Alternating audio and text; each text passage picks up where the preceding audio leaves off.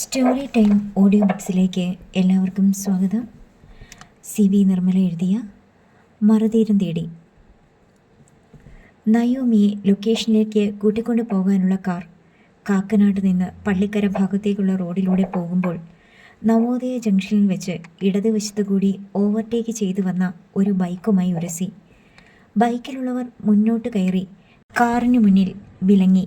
Helmet ധരിച്ച രണ്ടുപേർ ബൈക്കിൽ നിന്നിറങ്ങി വന്ന് ഡ്രൈവറുടെ നേർക്ക് ചീത്ത വിളിച്ച് ആക്രോശമൊഴുക്കി. തൻ്റെ ഭാഗത്ത് തെറ്റില്ലെന്നും തെറ്റായ വശത്തു കൂടി ഓവർടേക്ക് ചെയ്യാൻ ശ്രമിച്ച ബൈക്ക് ഡ്രൈവറാണ് കാറിൽ ബൈക്ക് മുട്ടിച്ചതെന്നും ഡ്രൈവർ വാദിച്ചെങ്കിലും സംഘബലമില്ലാത്തതിനാൽ അത് വിലപ്പോയില്ല. കാർ ഡ്രൈവർ ഒറ്റയ്ക്കേ ഉണ്ടായിരുന്നുള്ളൂ. അയാൾ വന്ന് ബൈക്കിന് കേടുപാട് പറ്റിയോ എന്ന് നോക്കുന്നതിനിടയിൽ ബൈക്ക് സഞ്ചാരികളിൽ ഒരാൾ കാറിൻ്റെ കീ ചെയിൻ ഊരിയെടുത്തു. പോട്ടെ, കുഴപ്പമില്ല, കാര്യമായി റിപ്പയറിംഗ് ഒന്നും വേണ്ടി വരില്ല, ഇനി മേലിൽ ഇത് ആവർത്തിക്കരുത് എന്ന് മറ്റേയാൾ കാർ ഡ്രൈവറോട് പറഞ്ഞു. അതോടെ കാർ ഡ്രൈവർക്ക് സമാധാനമായി. ബൈക്ക് സഞ്ചാരികൾ ബൈക്കിൽ കയറി പള്ളിക്കര ഭാഗത്തേക്ക് തന്നെ ഓടിച്ചുപോയി. കാർ ഡ്രൈവർ തിരികെ വന്ന് കാറിൽ കയറി ഡ്രൈവിംഗ് സീറ്റിലിരുന്ന് കീ ഹോളിൽ പരതിയപ്പോൾ അവിടെ താക്കോലില്ല. അയാൾ താഴെ മാറ്റിന് മീതെ നോക്കി, അവിടെയുമില്ല. ഷർട്ടിൻ്റെയും പാൻസിൻ്റെയും പോക്കറ്റിൽ തപ്പി. ഒടുവിൽ റോഡിലും ഇറങ്ങി നോക്കി. താൻ കബളിപ്പിക്കപ്പെട്ടു എന്ന് അയാൾക്ക് ബോധ്യപ്പെട്ടു. എന്നിട്ടും ബൈക്ക് നിന്ന സ്ഥലത്തും കാറിനടിയിലും അയാൾ ഒന്നുകൂടി പരതി. ജംഗ്ഷനിൽ നിന്ന് ചിലർ അയാളുടെ സമീപമെത്തി കാര്യം തിരക്കി. ഡ്രൈവർ സംഭവം വിവരിച്ചു. കാറിൻ്റെ കീ അവന്മാർ അടിച്ചോണ്ട് പോയതാ, ഒരാൾ ഡ്രൈവറോട് പറഞ്ഞു. കാറിൻ്റെ കീ മാത്രം കൊണ്ടുപോയിട്ട് അവർക്ക് എന്ത് ചെയ്യാനാ? പിന്നീട് എപ്പോഴെങ്കിലും ആ കീ കൊണ്ട് അവർക്ക് കാർ അടിച്ചു മാറ്റാമല്ലോ. ഡ്രൈവർക്ക് അതത്ര സ്വീകാര്യമായില്ല. സ്പെയർ കീ ഇല്ലേ? മറ്റൊരാൾ തിരക്കി. ഇപ്പോൾ കയ്യിലില്ല, പോയി തപ്പിയെടുക്കണം. ഞാനാണെങ്കിൽ ഒരത്യാവശ്യ ഓട്ടം പോകുക. ഇയാളൊരു കാര്യം ചെയ്യ്, ഒരു ഓട്ടോറിക്ഷ പിടിച്ച് ഏതെങ്കിലും വർക്ക്ഷോപ്പിൽ ചെല്ല്. മെക്കാനിക്കിനെ വിളിച്ചുകൊണ്ട് വന്നാൽ അവർ സംഭവം സ്റ്റാർട്ടാക്കി തരും. കാക്കനാട് വർക്ക്ഷോപ്പുണ്ട്, 5 മിനിറ്റ് മതി. ഇനി ഒരാൾ ഉപദേശിച്ചു. വർക്ക്ഷോപ്പ് തുറക്കണമെങ്കിൽ 10 മണിയെങ്കിലും ആകും. ഇപ്പോൾ മണി 8 ആയതല്ലേ ഉള്ളൂ, ഡ്രൈവർ പറഞ്ഞു. ഇയാൾക്കറിഞ്ഞൂടെ ബോണറ്റ് തുറന്നിട്ട് 2 വയറ് തമ്മിൽ കൂട്ടിമുട്ടിച്ച് സ്റ്റാർട്ടാക്കാൻ? ടാക്സി ഡ്രൈവർമാർക്ക് അറിയാവുന്ന പണിയാണല്ലോ. എനിക്ക് മെക്കാനിക്കൽ വർക്കൊന്നും അറിയില്ല ചേട്ടാ, ഡ്രൈവർ തൻ്റെ നിസ്സഹായത വെളിപ്പെടുത്തി. ഇയാളൊരു കാര്യം ചെയ്യ്, ഇയാടെയാണോ കാറ്? അല്ല, പ്രൊഡ്യൂസറുടെയാ. ആ, എന്നാൽ പ്രൊഡ്യൂസറെ വിളിച്ച് കാര്യം പറ. മൂപ്പരുടെ കയ്യിൽ കാണും സ്പെയർ കീ. അയാൾ അതുമായിട്ട് വരട്ടെ. പക്ഷേ ഡ്രൈവർക്ക് അതിനുള്ള ധൈര്യമില്ല. കാറിൻ്റെ ചാവി ആരാനും തട്ടിക്കൊണ്ട് പോയെന്ന് പറഞ്ഞാൽ പൊളിച്ച ചീത്ത വിളി കേൾക്കേണ്ടി വരും. ആ ബൈക്കുകാരെ അറിയോ ഇയാൾക്ക്? മറ്റൊരാൾ ചോദിച്ചു. ഇല്ല, അവർ തലേന്ന് ഹെൽമെറ്റ് പോലും മാറ്റിയില്ല. ബൈക്കിൻ്റെ നമ്പർ നോട്ട് ചെയ്തോ? അപ്പോൾ ഞാൻ നോക്കിയിരുന്നു, പക്ഷേ ഓർമ്മ വരുന്നില്ല. കാറിനടുത്തേക്ക് പിന്നെയും ആളുകൾ വന്നു ചേർന്നുകൊണ്ടിരുന്നു. ഇയാൾ കാറ് കുറച്ചുകൂടെ സൈഡാക്ക്, ഇല്ലെങ്കിൽ ഇവിടെ ബ്ലോക്കാകും. കുറച്ചുകൂടെ കഴിഞ്ഞാൽ വലിയ തിരക്കാണ്.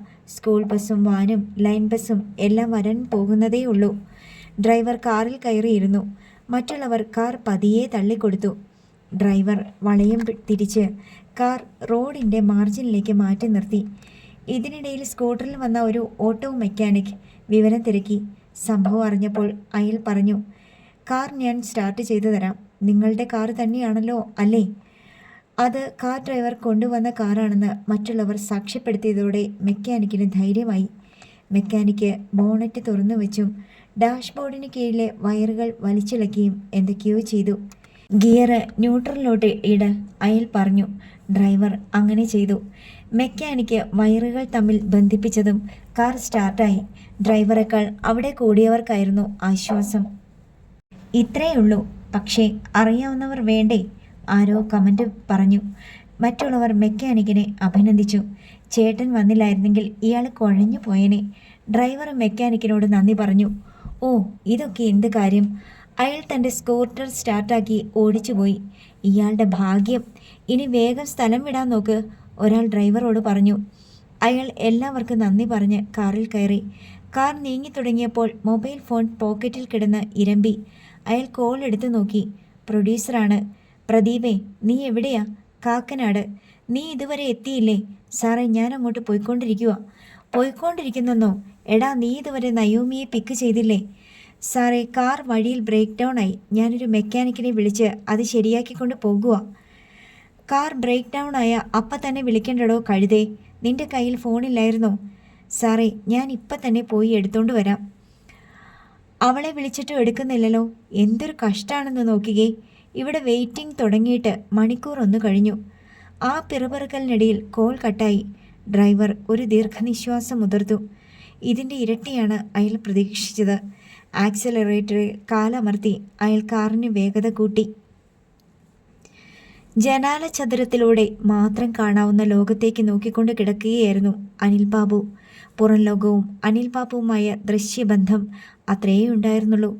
വീടിന് സമാന്തരമായി വന്ന് 50 വാര അകലെ വെച്ച് രണ്ടായി പിരിഞ്ഞു പോകുന്ന ഇടുങ്ങിയതും ടാർ പൊളിഞ്ഞതുമായ റോഡ്, ചില വീട്ടുവളപ്പുകളിലെ മരങ്ങളും വാഴകളും, വിവിധ ചായമടിച്ച മതിലുകൾ, പിന്നെ ദൂരെയുള്ള ഒരു ചെറുകുന്നിൻ്റെ മുകളിൽ നിന്ന് തുടങ്ങി താഴ്വരയിൽ അപ്രത്യക്ഷമായി വീണ്ടും ഒരു കുന്നിന്മേൽ പ്രത്യക്ഷപ്പെട്ട് വീണ്ടും മറിഞ്ഞ് മറ്റൊരു കുന്നിൻ്റെ നെറുകയിലേക്ക് പോകുന്ന 110 kV വൈദ്യുതി ലൈൻ, അതിൻ്റെ ടവറുകൾ, വൈദ്യുതി ലൈനിന് കീഴിൽ പണ്ടെന്നോ വറ്റിപ്പോയ പുഴയിൽ കളകളും ചെടികളും വളർന്ന് ഒരവ്യക്തത പാത പോലെ തോന്നിക്കുന്ന വൃക്ഷങ്ങളില്ലാത്ത ഇടം, പിന്നെ മഴയും മഞ്ഞും വെയിലും നിലാവും ഉൽപ്പാദിപ്പിക്കുന്ന ആകാശം.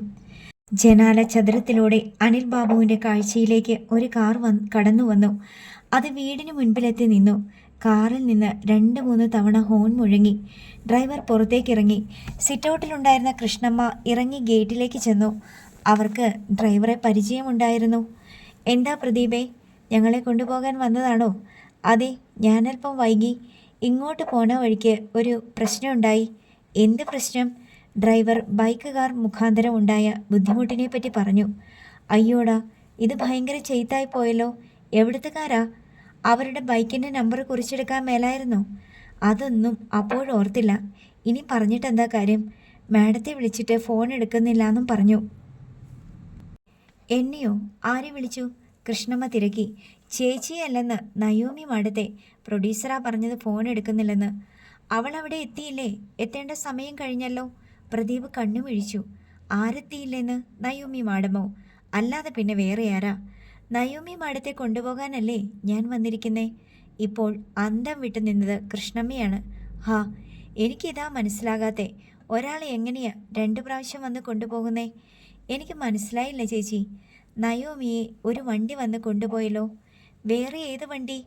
ആ ലൊക്കേഷനിൽ നിന്ന് അയച്ചതാണെന്ന് പറഞ്ഞു. അവൾ അതിൽ കയറിപ്പോയി. എന്നോടുള്ള ദേഷ്യത്തിന് പ്രൊഡ്യൂസർ ടാക്സി വിളിച്ച് വിട്ടതായിരിക്കും. എന്ത് വണ്ടിയാ?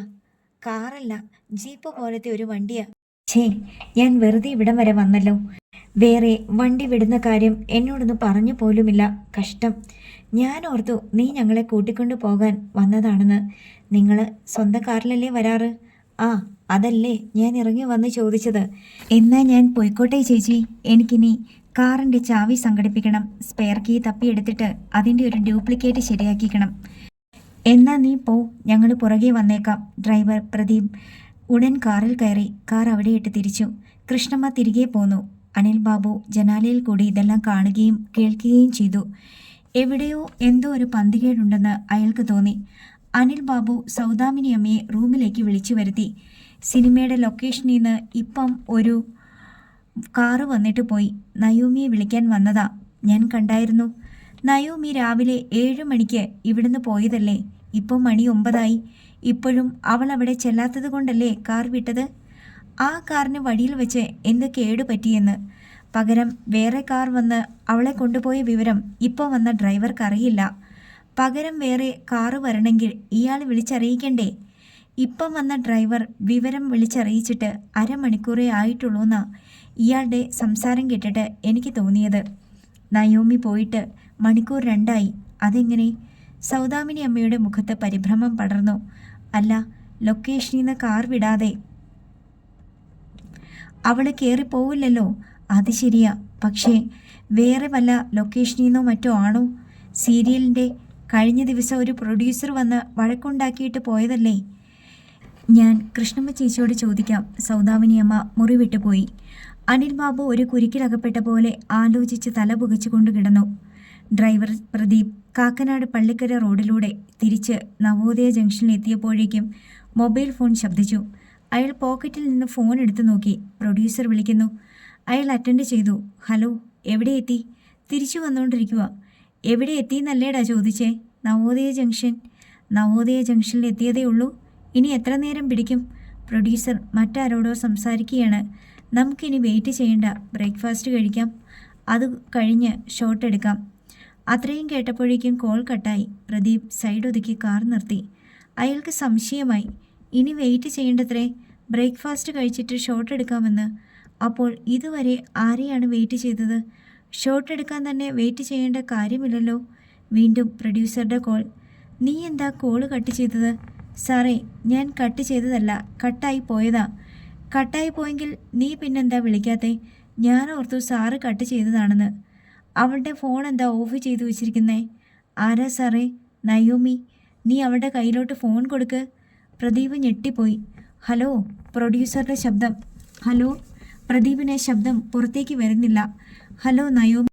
സാറേ, ഞാനാ. നയോമിക്ക് ഫോൺ കൊടുക്കാൻ പറഞ്ഞിട്ട് നീ അവിടെ ഫോണും പിടിച്ചുകൊണ്ട് എന്ത് ചെയ്യുവാടാ മരക്കഴുതേ? സാറേ, നയോമി മാഡം. നയോമി എൻ്റെ വണ്ടിയിലില്ല.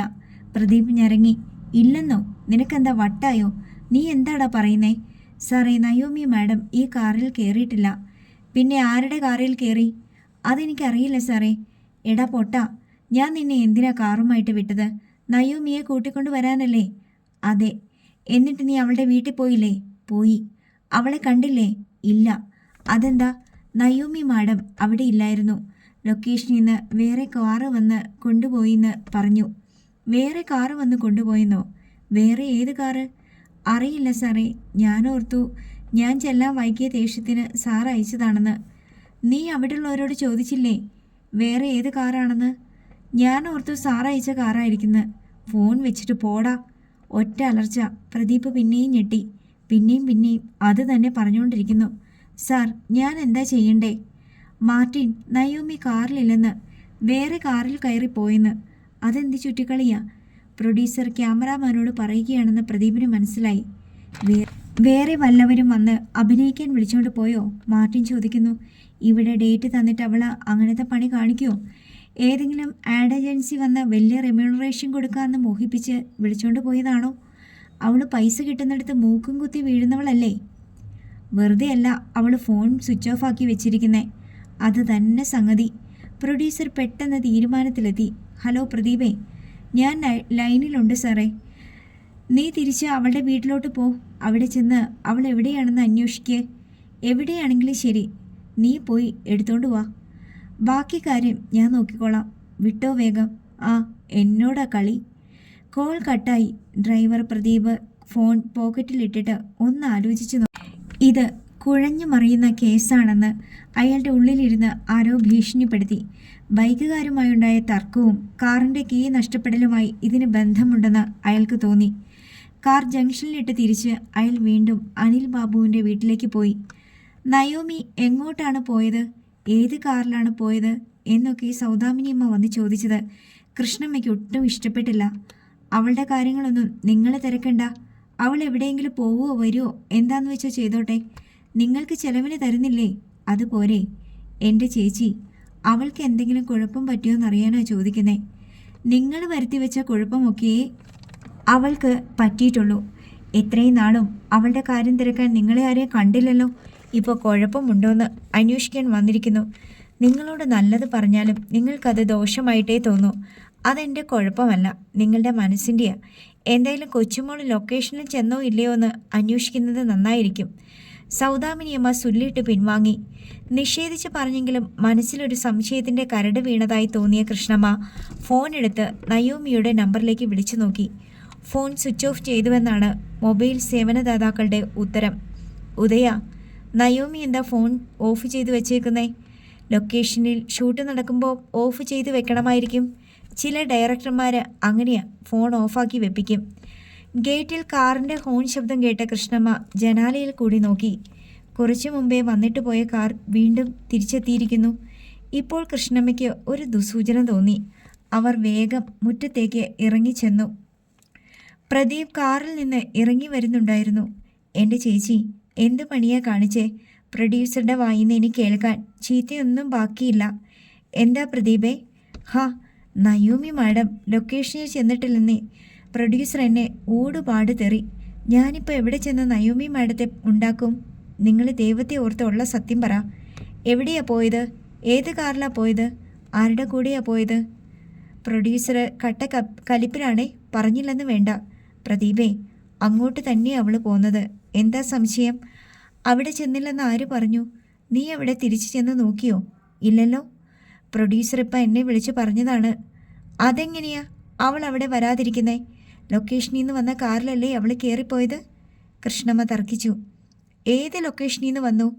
മാഡത്തെ കൊണ്ടുവരാൻ ആകെ ഒരു വണ്ടിയെ അയച്ചിട്ടുള്ളൂ. അതെൻ്റെയാ. മാഡം എപ്പോഴാ പോയത്? 7 മണി കഴിഞ്ഞപ്പോൾ പോയി. ഞാൻ 7 മണിക്ക് കാറും കൊണ്ട് അവിടുന്ന് പോന്നിട്ടേ ഉള്ളൂ. പിന്നെ എങ്ങനെയാ? കൃഷ്ണമ്മയ്ക്ക് അതുകൂടി കേട്ടതോടെ പരിഭ്രമം ഇരട്ടിച്ചു. അവളെ വിളിച്ചിട്ട് ഫോണും ഓഫാണല്ലോ. ഉദയ, മോനെ ഇങ്ങോട്ട് വന്നേ. കൃഷ്ണമ്മ കരച്ചിലിൻ്റെ വക്കത്തെത്തി. പ്രദീപിൻ്റെ ഫോണിലേക്ക് പ്രൊഡ്യൂസറുടെ കോൾ വീണ്ടും വന്നു. അയാൾ ഫോൺ എടുത്തു പറഞ്ഞു, മാഡത്തിൻ്റെ വീട്ടിലെത്തി സംസാരിച്ചുകൊണ്ട് നിൽക്കുക. അവർ പറയുന്നു നമ്മൾ അങ്ങോട്ട് തന്നെയാ പോന്നതെന്ന്. നീ അവരുടെ കയ്യിലോട്ട് ഫോൺ കൊടുക്ക്. പ്രദീപ് ഫോൺ കൃഷ്ണമ്മയ്ക്ക് കൊടുത്തു. പ്രൊഡ്യൂസറാ, സംസാരിക്ക്. ഹലോ, കൃഷ്ണമ്മയാ. ഏതമ്മയായാലും ശരി, എൻ്റെ അടുത്ത് കളിച്ചാൽ ഞാൻ കളി പഠിപ്പിക്കുമേ. പല കളിയും കളിച്ചിട്ടുള്ളവനാ ഈ ബർണാഡ്. സാറേ, അവൾ അങ്ങോട്ട് തന്നെയാണ് പോകുന്നത്. രാവിലെ ഒരു വണ്ടി വന്നു. അതിനു മുമ്പ് വിളിച്ചിട്ടുണ്ടായിരുന്നു, റെഡിയായി നിൽക്കണം, വണ്ടി വിട്ടിട്ടുണ്ടെന്ന്. ആര് വിളിച്ചു? ആരാണെന്ന് പറഞ്ഞില്ല. 7 മണി കഴിഞ്ഞപ്പോൾ വണ്ടി വന്നു. അവൾ അതിൽ കയറി പോവുകയും ചെയ്തു. അത് കഴിഞ്ഞിട്ട് അവളെ മൊബൈലിൽ വിളിച്ചിട്ടും കിട്ടുന്നില്ല. മറുവശത്ത് നിശബ്ദത. സാറേ, ഞങ്ങൾ എന്താ ചെയ്യണ്ടേ? എൻ്റെ കുഞ്ഞെവിടെയാ? കൃഷ്ണമ്മ കരഞ്ഞു. മഹി, നയോമിയെ ആരോ തട്ടിക്കൊണ്ടു പോയിന്ന് തോന്നുന്നു. പ്രൊഡ്യൂസർ ആരോടോ പറയുന്നത് കൃഷ്ണമ്മ ഫോണിൽ കൂടി കേട്ടു. മാർട്ടിൻ, ACP തൻ്റെ ഫ്രണ്ടല്ലേ? ഇപ്പം തന്നെ വിളിച്ച് കംപ്ലൈൻറ്റ് പറ. സാറേ, എന്താ സംഭവിച്ചതെന്ന് ഒന്നുകൂടെ വിശദമായിട്ട് അന്വേഷിച്ചിട്ട് പോരെ? മറ്റൊരാൾ ചോദിക്കുന്ന ശബ്ദം. നമ്മൾ കാർ അയക്കുന്നതിന് മുമ്പേ ആരോ കാർ അയച്ച് അവളെ അതിൽ കയറ്റിക്കൊണ്ട് പോയതാ. അവളുടെ മൊബൈൽ ഫോൺ വർക്ക് ചെയ്യുന്നില്ലല്ലോ. വേറെ ആരോടെങ്കിലും വർക്കിന്? ഇല്ലടോ. എൻ്റെ അടുത്ത് അത്രയും വലിയ ചെറ്റത്തരം കാണിക്കാനുള്ള ധൈര്യമൊന്നും അവൾക്കില്ല. പോലീസിൽ അറിയിച്ചില്ലെങ്കിൽ പുലിവാലാകും. പിന്നെ നിശബ്ദത. സാറേ, കൃഷ്ണമ്മ ഫോണിലൂടെ കരഞ്ഞു വിളിച്ചു. എൻ്റെ പെങ്കൊച്ചിന് എന്താ പറ്റിയത്? നിങ്ങൾ ഉടനെ തന്നെ കാക്കനാട് സ്റ്റേഷനിൽ ഒരു കംപ്ലൈൻറ്റ് കൊടുക്കുക. ഞങ്ങളും കൊടുക്കാം. എന്തായാലും ഈ പട്ടാപ്പകൽ അവളെ തട്ടിക്കൊണ്ട് എങ്ങോട്ട് പോകാനാ? പോലീസ് മണിക്കൂർ വെച്ച് കണ്ടുപിടിച്ചോളും. പേടിക്കണ്ട. പ്രദീപിൻ്റെ കയ്യിലോട്ട് ഫോൺ കൊടുക്ക്. കൃഷ്ണമ്മ ഫോൺ പ്രദീപിന് കൈമാറി. പ്രദീപേ, അവർ പറയുന്നത് ശരിയാണല്ലോ അല്ലേ? പ്രൊഡ്യൂസർ ചോദിച്ചു. അതെ സാറേ, രാവിലെ വേറൊരു സംഭവം ഉണ്ടായി സാറേ. പ്രദീപ് രാവിലത്തെ ബൈക്ക് സംഭവവും കാറിൻ്റെ കീ നഷ്ടപ്പെട്ടതും പ്രൊഡ്യൂസറെ അറിയിച്ചു. പ്രൊഡ്യൂസർ എല്ലാം മൂളി കേട്ടു. മാർട്ടിൻ, ഇത് പ്രീ പ്ലാൻഡ് പ്ലോട്ടാണ്. നല്ല പോലെ പ്ലാൻ ചെയ്ത് ഇന്ന് ഭംഗിയായിട്ട് എക്സിക്യൂട്ട് ചെയ്തു. പ്രൊഡ്യൂസർ സംസാരിക്കുന്നത് പ്രദീപ് ചെകിടോർത്തു. എന്ത് കാര്യത്തിന്? ഒരു കാരണം വേണ്ടേ തട്ടിക്കൊണ്ടു പോകാൻ? മാർട്ടിൻ ചോദിക്കുന്നു. ഒന്നുകിൽ പണം, അല്ലെങ്കിൽ പക. രണ്ടിലേതെങ്കിലും ഒന്നായിരിക്കും. പ്രൊഡ്യൂസർ പറയുന്നു. ഹലോ പ്രദീപേ, നീ ഇങ്ങോട്ട് തിരിച്ചു വാ. പെട്ടെന്ന് തന്നെ എത്തണം. കോൾ കട്ടായി. പ്രദീപ് കൃഷ്ണമ്മയെ നോക്കി ഒന്നും മിണ്ടാതെ കാറിൽ കയറി കാർ സ്റ്റാർട്ട് ചെയ്ത് ഓടിച്ചുപോയി.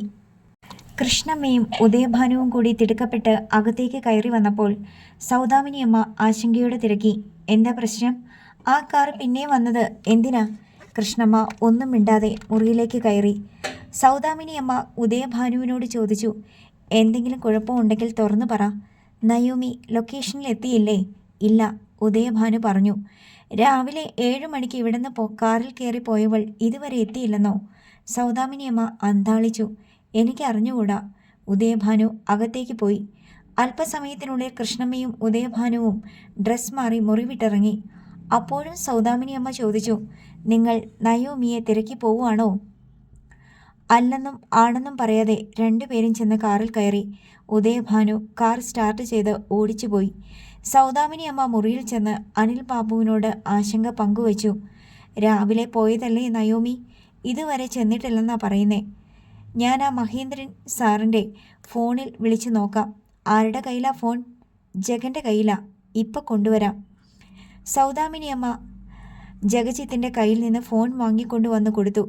അനിൽ ബാബു പലതവണ കോൾ ചെയ്തെങ്കിലും ആരും ഫോൺ എടുത്തില്ല. മഹീന്ദ്രൻ സാറ് ഫോൺ എടുക്കുന്നില്ലല്ലോ, എന്തോ കുഴപ്പമുണ്ട്. നീ നിന്റെ കൂട്ടുകാരെ വിളിച്ച് വിവരം പറ, അവരന്വേഷിച്ചോളും, സൗദാമിനിയമ്മ നിർദ്ദേശിച്ചു. അനിൽ ബാബു തൻ്റെ ഏറ്റവും അടുത്ത സ്നേഹിതരെ ഓരോരുത്തരെയായി വിളിച്ചു പറഞ്ഞു. നയോമി രാവിലെ ലൊക്കേഷനിലേക്ക് പോയതാ. 7 മണിക്ക് ഒരു ക്വാളിസ് കാർ വന്ന് കൊണ്ടുപോയി. പക്ഷേ അവിടെ എത്തിയിട്ടില്ല. എന്താ സംഭവിച്ചതെന്ന് ഒന്ന് അന്വേഷിക്കാമെന്ന് കൂട്ടുകാർ ഏറ്റു. അനിൽ ബാബു ഫോൺ വെച്ച് കഴിഞ്ഞപ്പോൾ മഹീന്ദ്രൻ്റെ ഫോൺ വന്നു. അനിൽ ബാബു അറ്റൻഡ് ചെയ്തു. ഹലോ, ഞാൻ നയോമിയുടെ ഹസ്ബൻഡാണ്. എന്താ പ്രോബ്ലം? നയോമി ഇതുവരെ ലൊക്കേഷനിൽ എത്തിയിട്ടില്ല. ഞങ്ങളുടെ ലൊക്കേഷനിൽ നിന്ന് അയച്ച കാറിലല്ല നയോമി കയറിപ്പോയത്. ഞങ്ങൾ അയച്ച car on the way break down ആയി. അതിനിടയ്ക്ക് നയോമി ആരുടെ കാറിൽ കയറിപ്പോയി. ഇവിടെ ഡേറ്റ് തന്നിട്ട് നയോമി വേറെ ഏതെങ്കിലും വർക്കിന് പോയതാണെന്നാണ് ഞങ്ങൾ ആദ്യം കരുതിയത്. അങ്ങനെയല്ലല്ലോ, മഹീന്ദ്രൻ സാറിൻ്റെ വർക്കിന് തന്നെ അവൾ പോകുന്നത്.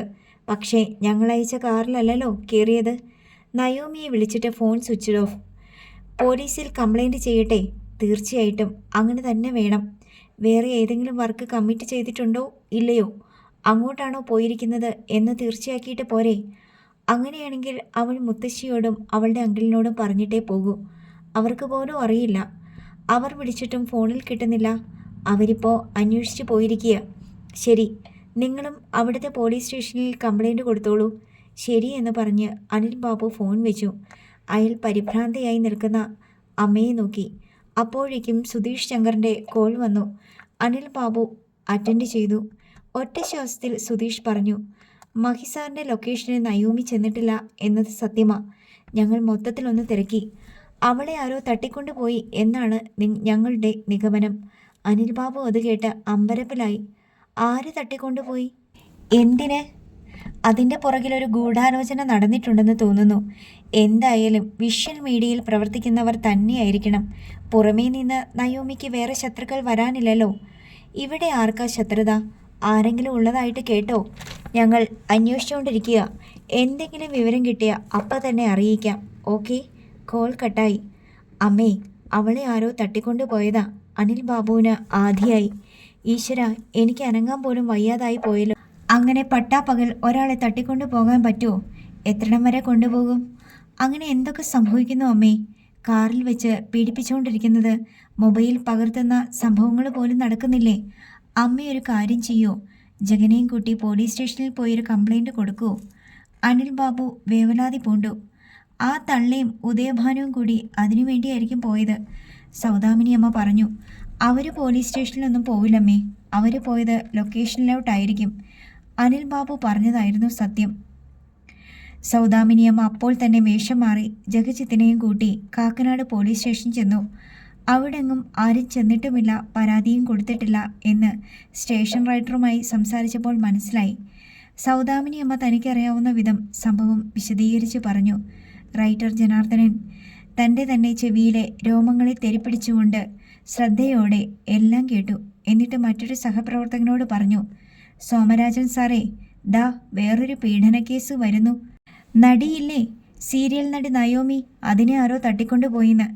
മറ്റു പോലീസുകാർ ജനാർദ്ദനൻ്റെ മേശക്കരികിലേക്ക് വന്നു. സൗദാമിനി അമ്മയ്ക്ക് കാര്യങ്ങൾ ഒന്നുകൂടി വിശദീകരിക്കേണ്ടി വന്നു.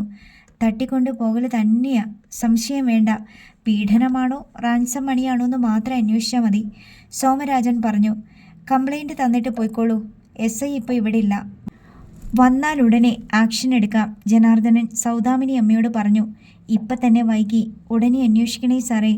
അവൾക്ക് വല്ലതും സംഭവിച്ചു കഴിഞ്ഞിട്ട് അന്വേഷിച്ചിട്ട് എന്താ കാര്യം? സംഭവിക്കാനുള്ളത് എന്തായാലും സംഭവിക്കും. അവന്മാർ പിടിച്ചോണ്ട് പോയത് ഐസ്ക്രീം വാങ്ങിച്ചു കൊടുക്കാനൊന്നും ആയിരിക്കില്ലല്ലോ, സോമരാജൻ പിറുപിറുത്തു. ഇനിയിപ്പോൾ പോലീസിനാ തലവേദന. പത്രക്കാരും TV-ക്കാരും ആഘോഷം തുടങ്ങും. അവർക്കല്ലേ ശരിക്കും ഇരയെ കിട്ടാൻ പോണേ. തട്ടിക്കൊണ്ടു പോയവന്മാർ രണ്ടാം ഊഴക്കാരാ. എന്തായാലും പോലീസിന് ഇനി ഇരിക്കെ പൊറുതിയില്ല, മറ്റൊരു പോലീസ് ഉദ്യോഗസ്ഥൻ അഭിപ്രായപ്പെട്ടു. നിങ്ങൾ ഇനി ഇവിടെ നിന്നിട്ട് എന്താ കാര്യം? കംപ്ലൈൻറ്റ് തന്നല്ലോ, പോയിക്കോ. ഞങ്ങൾ അങ്ങോട്ട് വന്ന് അന്വേഷിച്ചോളാം. വീടൊക്കെ ഞങ്ങൾക്കറിയാം. ഈയിടെ ആക്സിഡൻ്റായ ക്യാമറാമാൻ അനിൽ ബാബുവിൻ്റെ വീടല്ലേ? ആ കേസിൻ്റെ പുറകെ ഞങ്ങൾ കുറേ നടന്നതല്ലേ, റൈറ്റർ ജനാർദ്ദനൻ പറഞ്ഞു. സൗദാമിനി അമ്മയും ജഗജിത്തും വീട്ടിലേക്ക് തിരിച്ചുപോയി. അവർ വീട്ടിലെത്തി ഓട്ടോയിൽ നിന്നിറങ്ങി. ഡ്രൈവർക്ക് ചാർജ് കൊടുക്കുമ്പോഴേക്കും പോലീസ് ജീപ്പ് പാഞ്ഞെത്തി. SI രാജു ജോസഫും സോമരാജനും അടക്കം 4 പോലീസുകാർ ജീപ്പിൽ നിന്നിറങ്ങി വന്നു. നയോമിയുടെ മൊബൈൽ നമ്പർ അവർ ആവശ്യപ്പെട്ടപ്പോൾ സൗദാമിനിയമ്മ കൊടുത്തു. നയോമിയുടെ കൂടെ ലൊക്കേഷനിലേക്ക് ഇവിടുന്ന് ആരും പോകാറില്ലേ? SI ചോദിച്ചു. സാധാരണ പോകാറുള്ളതാ, ഇന്ന് ആരും. അതെന്താ ഇന്ന് മാത്രം പോകാതിരുന്നേ? ആരെയാ കൊണ്ടുപോകാറുണ്ടായിരുന്നത്? അവരെ ഒന്ന് കാണണമല്ലോ. SI ഒരു ക്ലൂ കിട്ടിയ പോലെ ആവേശഭരിതനായി. നയോമിയുടെ മുത്തശ്ശിയും അമ്മാവനുമാ കൂടെ പോകാറുള്ളത്. ചിലപ്പോൾ അവൾ തനിയെ പോകും. അവർ രണ്ടുപേരും കാറെടുത്ത് 9-10 മണിയോടെ പോകും. അവരിപ്പോൾ നയോമിയെ കാണാഞ്ഞ് തിരക്കി പോയിരിക്കുക. സൗദാമിനി അമ്മ വെളിപ്പെടുത്തി. നയോമിയെ കൊണ്ടുപോകാൻ വന്ന കാറിൻ്റെ നമ്പർ ആരെങ്കിലും നോട്ട് ചെയ്തിട്ടുണ്ടോ? രാജു ജോസഫ് ചോദിച്ചു. അതൊന്നും ഇവിടെ ആരും നോക്കാറില്ല. ലൊക്കേഷനിൽ നിന്ന് പലപ്പോഴും വേറെ വേറെ കാറാ വരുന്നേ.